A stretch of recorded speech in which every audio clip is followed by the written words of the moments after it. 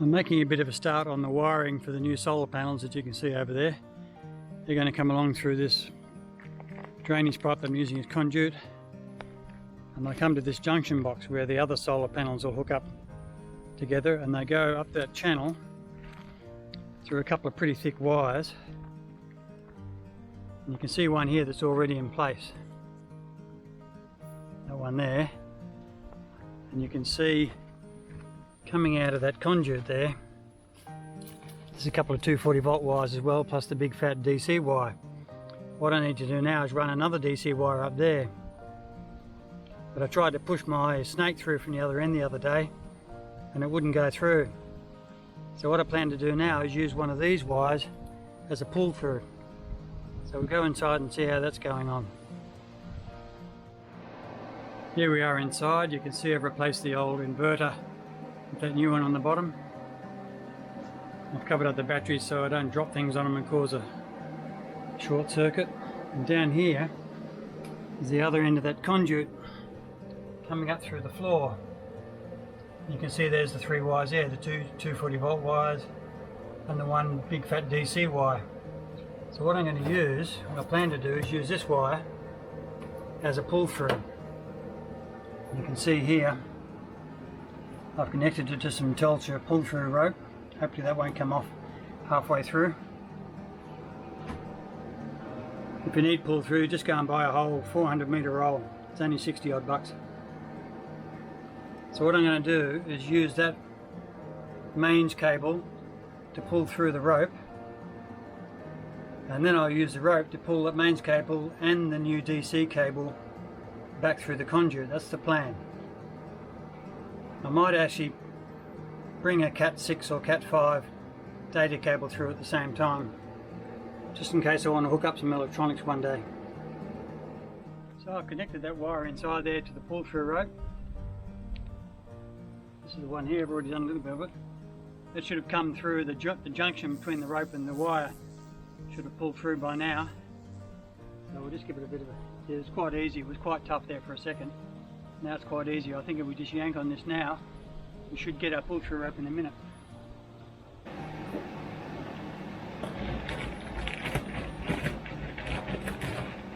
Maybe 2 minutes. Oh, here we are. There's our pull through rope. Now I need to connect the big fat DC wire to this and pull it back through again. Right, so now we have our pull through wire through. That's the wire I want to take back. And while I'm at it, I'm going to take through a length of pull through wire. So when the whole lot's gone back through, this will be left in there for future reference, for future use, to possibly pull another wire through one day. So we've just got to try and tape all these together in a manner that won't come adrift as it goes back through, and we'll see how it works.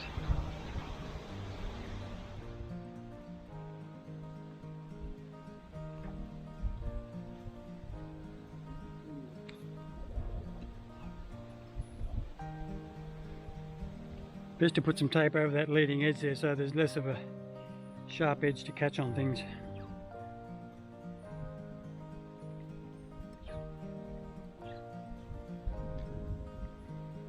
And we'll do a couple more down the track. Hopefully that'll do. So we'll try and lay all this out in a big straight line. I'll go back inside and try and pull it back up through.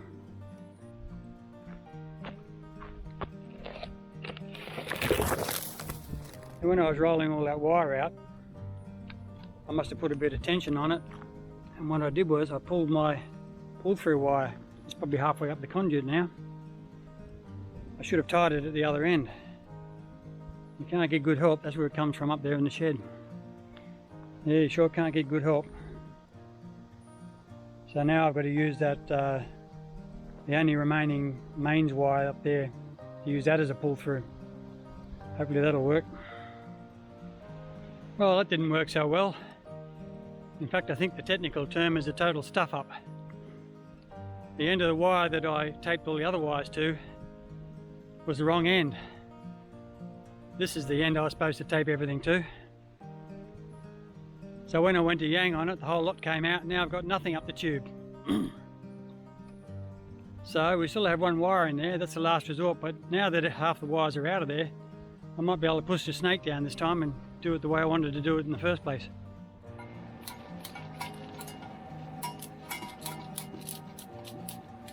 Well, this is my snake I'm trying to push down the conduit.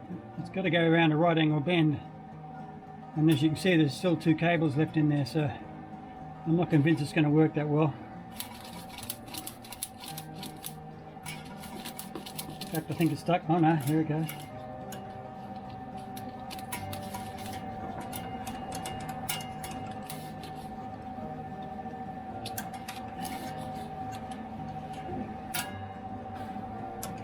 Well, this is in a bit of a tangle now.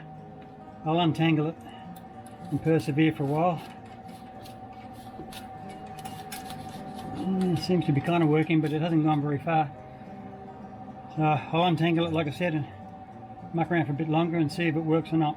Otherwise, we've still got this cable here. We can use that as a pull through and try and get it right the second time. Well, that didn't work. I couldn't get that snake more than a couple of meters down the conduit. So we're going to have to revert to probably plan B or C or D or whatever the hell it is. So we'll just pull out this wire here. I'll turn the camera around and show you what we're doing.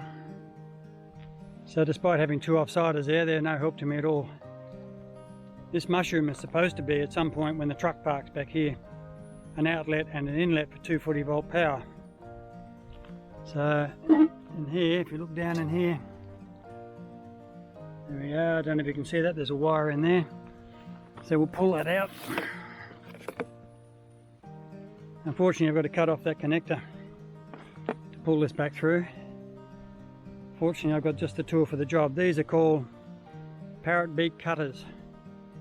And if you're cutting any largish cables, they're the dust guts. They do a really nice clean cut. So we'll do that. Don't know what you were pointing at there. There we go. Boom, he's gone. Now I've got to connect this to what I did before and pull the whole lot back through, hopefully. Once again, I'll play with that and get back to you. Actually, I've had a brilliant idea. If I use that cable, remaining cable that's in there, not to pull the whole lot through, but just to pull my pull-through rope through. Once that's through, I can use that to do what I was going to do in the first place and pull all the cables through. I hope you're keeping up, because I got lost about 20 minutes ago. Anyway, we'll give that a try. Okay, well that was a success. I've got my pull-through rope back now. Should be able to use that to pull all the other wires through.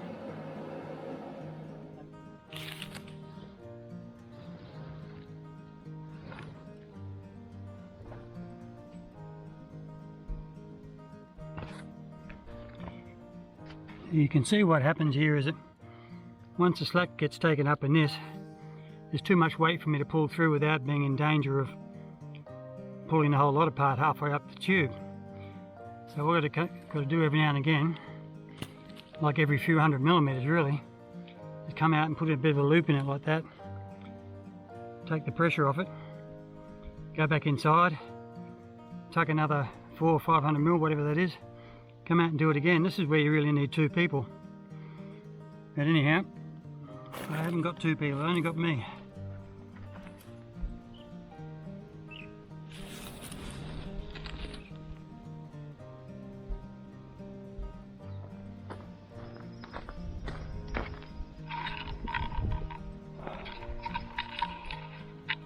Like I said, if you had 2 people, one person could feed it in and make sure it doesn't get twisted and jammed and whatever, and the other person can just yank it out the other end.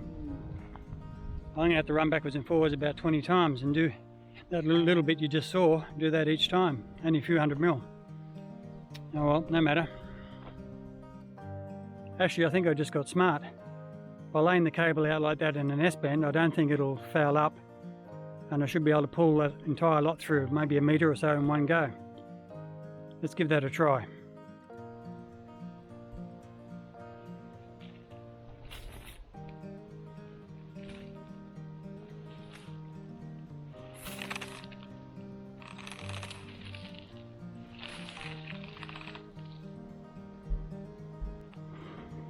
Yep, looks like we're on a winner. I'll do that a few more times and we might be through. So, as you can possibly hear on the roof above me, rain has stopped play for the day. Anyway, the video is getting too long, and I apologise, it's probably disjointed and all over the place. Anyhow, we do what we can with what we got. So for now, it's grey nomad out.